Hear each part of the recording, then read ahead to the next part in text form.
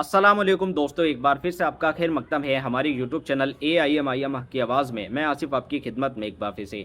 दोस्तों, योगी आदित्यनाथ साहब का एक भाषण वायरल हो रहा है जिसमें वो जनता को संबोधित करते हुए बोल रहे हैं कि अगर आप बटोगे तो फिर आप कटोगे।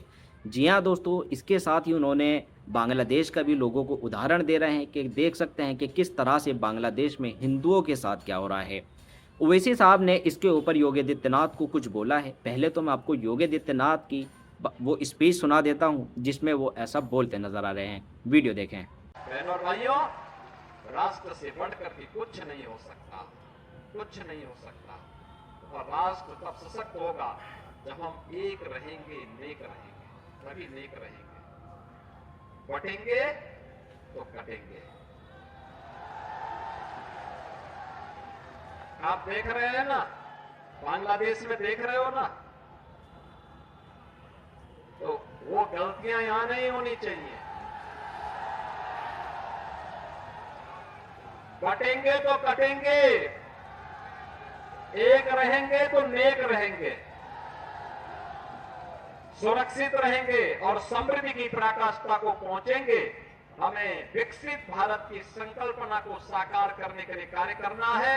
तो आपने योगी आदित्यनाथ साहब की वीडियो को देखा, किस तरह से वो लोगों को डरा रहे हैं। क्योंकि इस देश में चुनाव जो लड़ा जाता है वो मुद्दों पर नहीं लड़ा जाता। चुनाव अगर लड़ा जाता है तो एक कम्युनिटी को दूसरी कम्युनिटी से डराकर लड़ा जाता है। तो योगी आदित्यनाथ साहब के भाषण को आप सुनकर आपको ये महसूस हो गया होगा कि किस तरह से योगी आदित्यनाथ साहब पब्लिक को डरा रहे हैं कि अगर आप बटोगे तो फिर आप कटोगे। ओवैसी साहब ने योगी आदित्यनाथ साहब का ये स्पीच सुनकर इसका जवाब दिया है। तो मैं ओवैसी साहब की भी आपको स्पीच को सुना देता हूं कि ओवैसी साहब क्या बोल रहे हैं। वीडियो देखें। देखिए, योगी आदित्यनाथ ने खुद वो भारत की बेइज्जती कर रहे हैं, भारत को कंपेयर कर रहे हैं बांग्लादेश से। क्या वो ये कहना चाहते हैं कि भारत में इलेक्शंस रिग होते हैं? क्या वो ये कहना चाहते हैं कि नरेंद्र मोदी की सरकार इनस्टेबल है?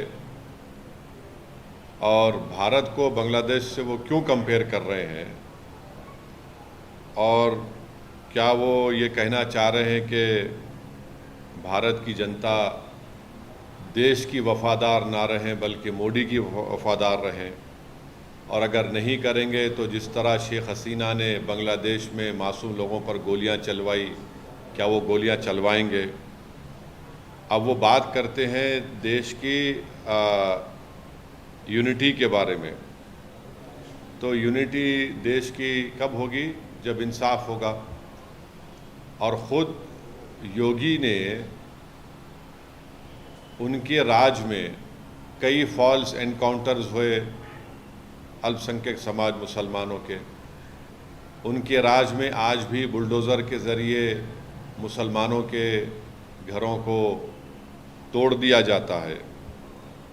तो और उन्हीं के राज में लोग बोलते हैं कि मुसलमानों का क्या जेनोसाइड, नरसंहार हो। वो ख़ुद हेट स्पीच देते हैं मुसलमानों के बारे में। योगी ने ख़ुद कहा था ठोक देंगे। तो जब वो ख़ुद इस तरह की बातें करते हैं और देश की अखंडता और यूनिटी की बात जब वो करते हैं, तो उनके मुंह से जब इतने सब अनाप शनाप बातें निकलती हैं तो फिर वो तो कुछ और ही बात कर रहे हैं। तो बांटेंगे तो कटेंगे, भाई आप ही तो बांट रहे हैं। कौन बांट रहा है? आप ही तो बांट रहे हैं। आप ही ने कहा था कि इस बाई इलेक्शन जो होने जा रहे हैं उसमें मुसलमान और यादव ऑफिसर्स नहीं होना चाहिए।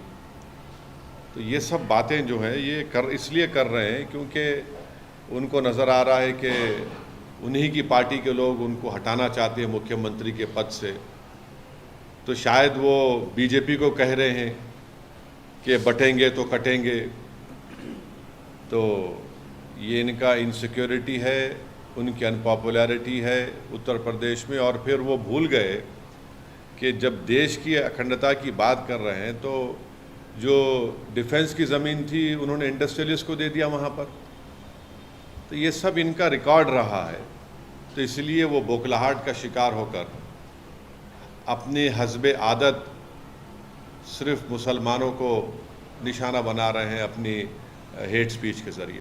तो आपने स्पीच को देखा ओवैसी साहब की और योगी आदित्यनाथ साहब की, तो आप अंदाज़ा लगा सकते हैं कि किस तरह से योगी आदित्यनाथ साहब फिक्रमंद हैं इन 10 सीटों के लिए।